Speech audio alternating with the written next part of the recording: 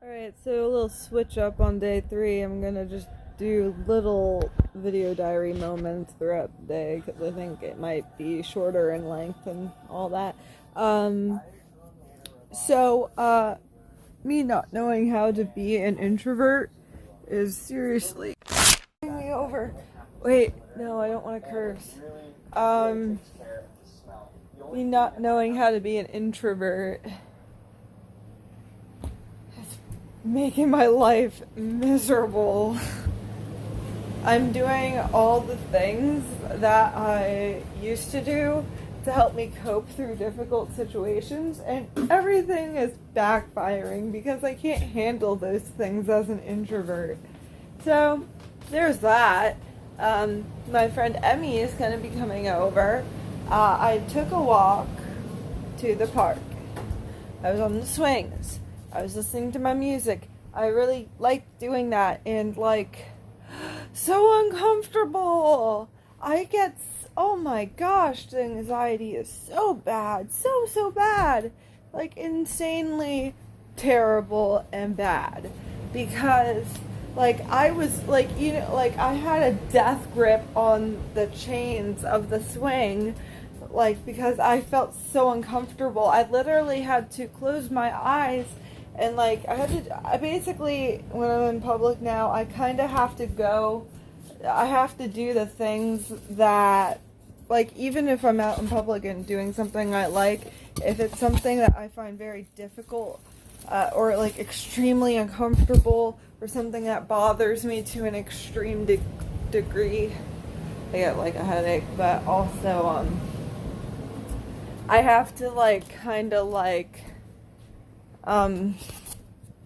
what's that thing that they what's the thing called when moderation, where if you're working out they have the modified.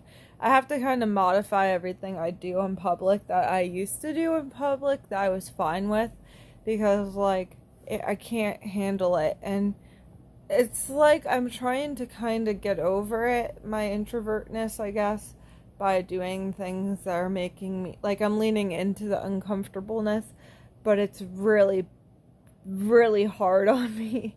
It ends up affecting me in such extreme ways that, it drains me to the point of exhaustion. Even when I finally get to a point of, comfort, it's, too much to take, so there's that.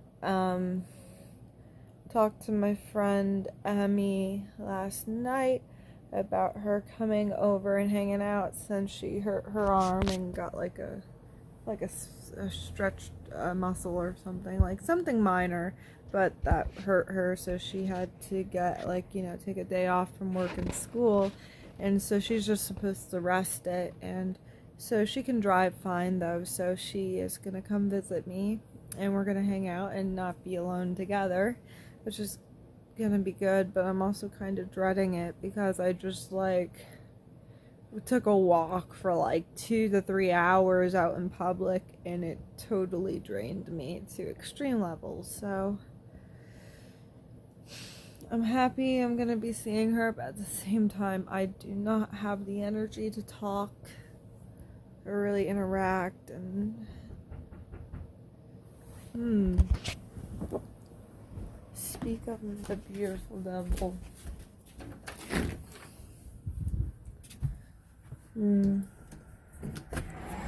Hello. Hi. How's the arm? Give me a hug. It's nobody parked on this side, so I parked over there. Nice. There's nobody on the side, I don't know. Weird. I'm doing my video diary. Hello there. And it was funny because I just mentioned you were coming over, so that's great. Sit in comfy chair and watch out for the vicious animal who doesn't even know you're here yet. I know. Oh, he's blind. Once he smells me. Ah, there we go. There you go, buddy. Quiet, shut up. Alright, so, it's almost 6. My friend Emmy just left, so I'm going to be calling my other good friend. We're gonna talk on the phone for our weekly conversation. I am tired already. I'm tired of, just in general. I enjoy talking to my friends and stuff, but I'm already, worn down from all the stuff earlier in the day, so. But I'm still happy that I'll be able to talk to Caitlin, and it'll be nice to talk to her about it. Hoover finally shut up and stopped barking. So, Hoover wants to go out again. He annoys me by going out like a billion times a day. Fashnat, my father, has, of course, come home, and he brought home Reese's, so we had some laughs, and I really enjoyed my time. Go potty, Hoover! I really enjoyed my time with my friend Emily. I feel tired, though, so I'm gonna call my friend, and it's going to be nice to see how she's doing. Alright, update you guys after. Okay. So, not gonna lie, every day, there's at least one point in the day where I just cry. I give myself a good cry, because I need it. Just had one.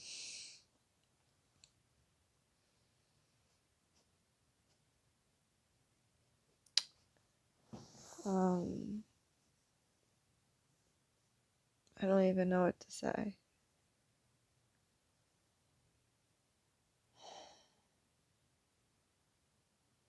I have a lot of things on my mind and things I want to point out and say, but I don't know if I feel comfortable doing so on camera right now. If I do, I'll get too upset and then I'll cry again.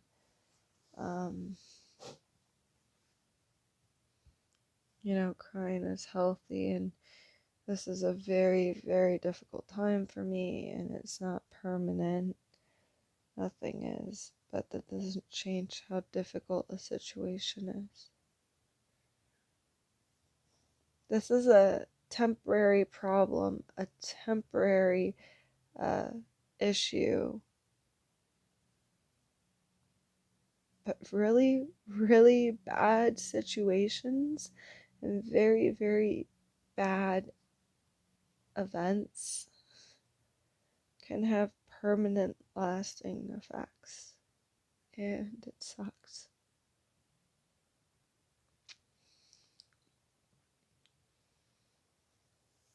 And, I should find comfort in the fact that I do find comfort in the fact that my God is so big and strong and mighty.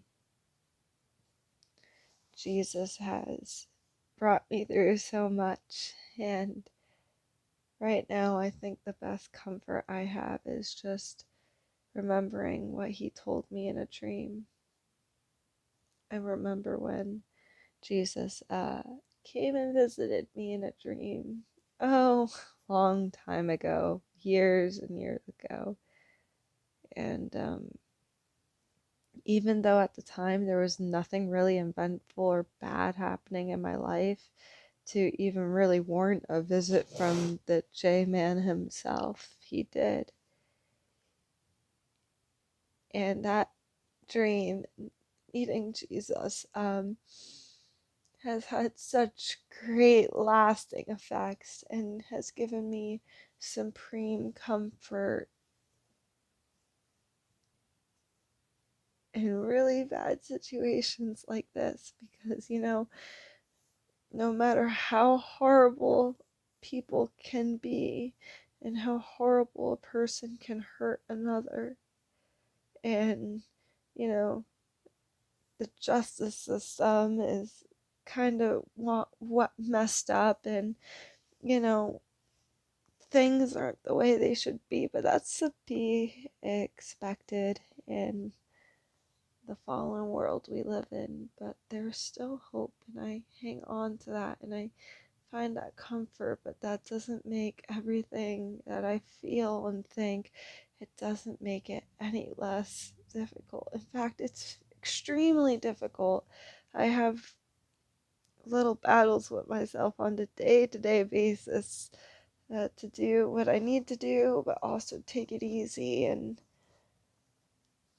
there's a lot of stresses and a lot of decisions to be made, and it's bad, it's rough, I'm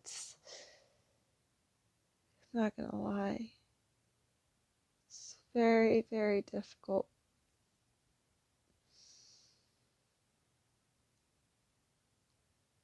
And because I don't feel comfortable sharing any of my really profound thoughts on the subject, I'm just going to tell you about my Jesus dream.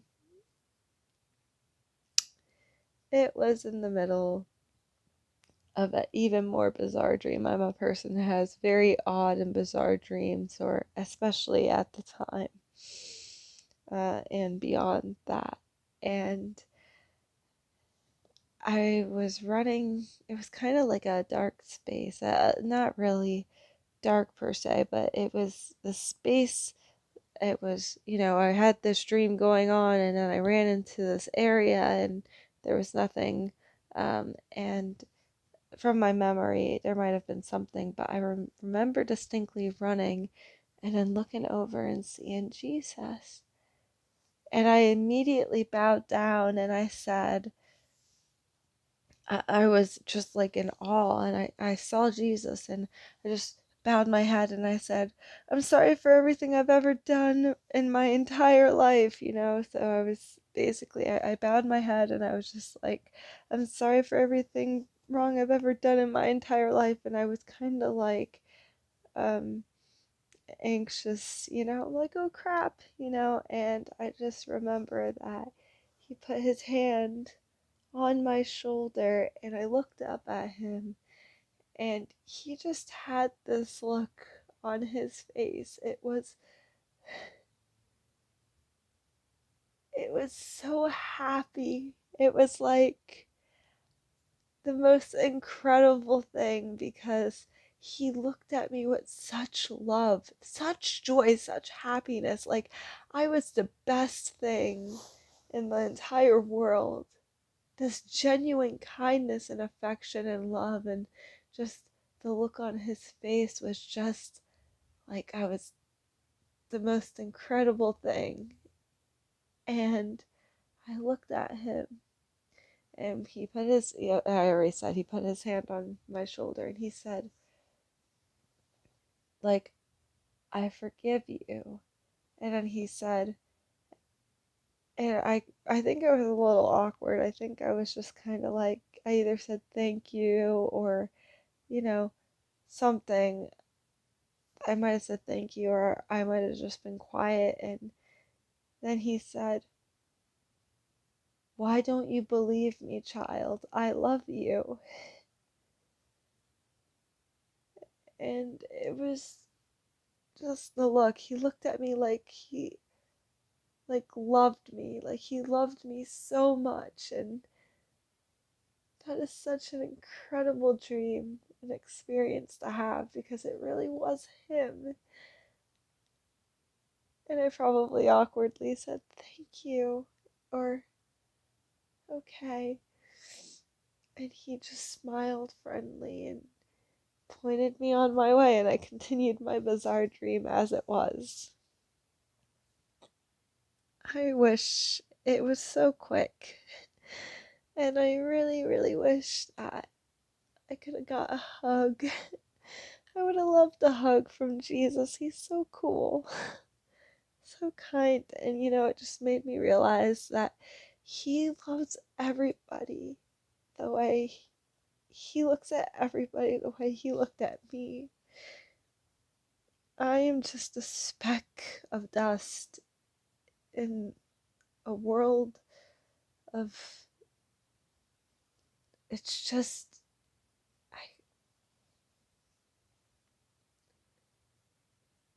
I'm just one small human in a world filled of 9 billion people. And the knowledge that he could honestly love me that deeply and that truly, and just that knowledge that he looks at everybody that way is just heart melting in a good way.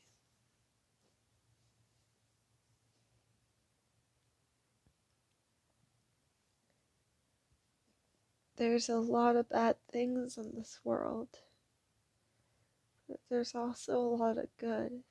I have to remind myself of that.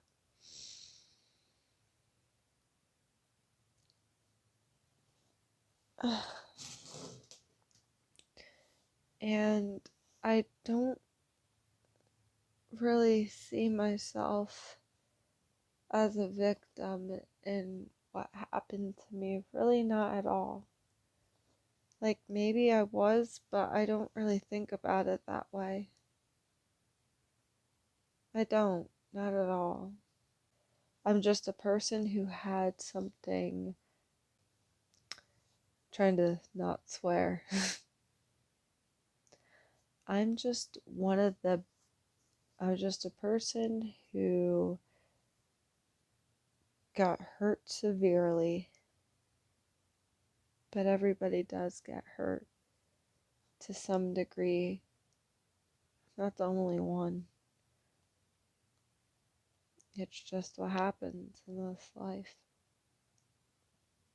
So even though everything feels like it's crumbling around me and that I'm breaking and that I'm kind of just pulling the pieces gently together and doing everything I can to figure things out, I am still thankful for the things I have and for the awesome people in my life.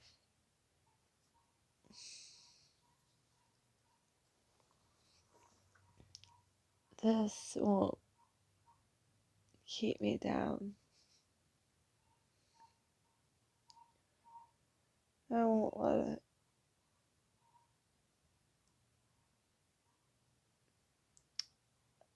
I don't know if I should go into the details of why I cried. Just a miscommunication between me and my mom, and I took something. She didn't do anything wrong, really, and I don't really think I did either. I just got very upset from something she said because I took it one way and she didn't mean it, in the way I thought. So I guess I, misinterpreted it, and I found what I thought she said. I thought the miscommunication, it felt very hurtful. So that's all you need to know. I'm done being super openly personal, so I'm going to actually read my Bible a bit and try to spend some time with Jesus. I don't do that as often as I should, and I try to keep up with my prayer life, but I struggle very much with that. So I'm gonna actually really, really try to spend some time with my Savior and my friend. I know I should go to him first and bring everything to him first, but I have a lot of trouble remembering to do that, even though it's so simple. So I think it's a good time to just give it to him. So that's all for today. Thank you so much for watching and joining me on my journey. I hope you have a good day, good night, blessed afternoon, whatever it is for you. Remember that no matter what you're going through, um, with the help of God and Jesus, I truly believe that when you have Jesus by your side, you can get through anything. The most impossible things can become possible. I truly believe that. You do not have to, but I do. I've seen it in others and in my own life, especially my own. Okay, I'm gonna stop Jesus freaking now. I want to go to sleep. Have a headache and stuff, so love you later.